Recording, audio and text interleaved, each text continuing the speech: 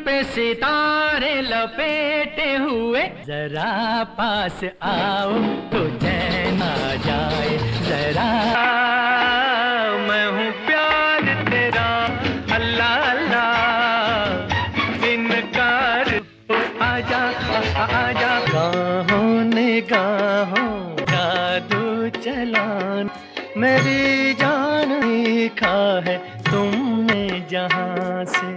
दोस्तों, शम्मी कपूर साहब ने अपने एक इंटरव्यू में बताया कि उनकी फिल्म कश्मीर की कली, जिस फिल्म का एक गीत था तारीफ करूं क्या उसकी, तारीफ करूं क्या उसकी जिसने तुम्हें बनाया, उस गीत के लिए उन्होंने कुछ सोच रखा था। दोस्तों, उन्होंने सोचा था कि इस गीत में मुझे क्या क्या करना है, क्या एक्टिंग करनी है, कैसे एक्सप्रेशन देने हैं। तो दोस्तों, आइए जानते हैं इस गीत की कहानी कि शम्मी कपूर ने इस गीत के लिए क्या किया।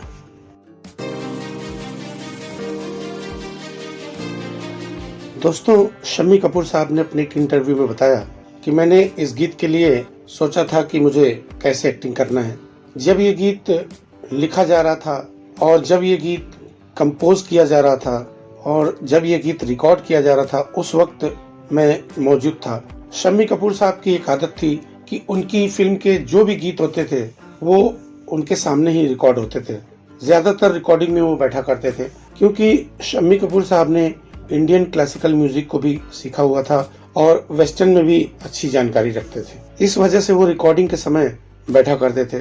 दोस्तों, इस गीत की रिकॉर्डिंग जब होने वाली थी, उसके पहले शम्मी कपूर साहब ने इस गीत के जो संगीतकार थे ओपी नैयर साहब, उनसे कहा कि इस गीत के आखिरी में जो आपने मेन लाइन है उसको 8 बार कम से कम रिकॉर्ड कीजिएगा।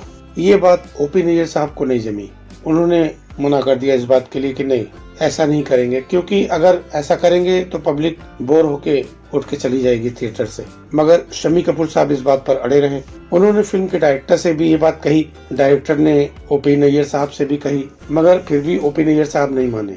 जब इस गीत की रिकॉर्डिंग हो रही थी तो रफी साहब ने जब ये बात सुनी तो रफी साहब ने ओपी नैयर साहब से कहा कि यार, तुम इस बात के लिए राजी क्यों नहीं हो रहे हो?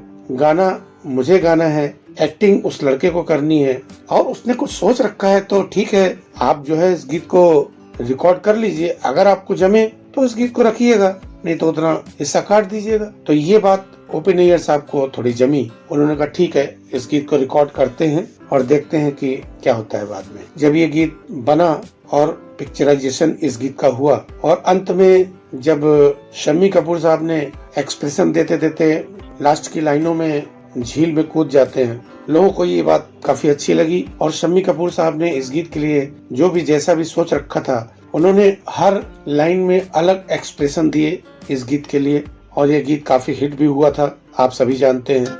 ये चांद सा रोशन चेहरा का रंग सुनहरा, ये चेहरा तारीफ करूं।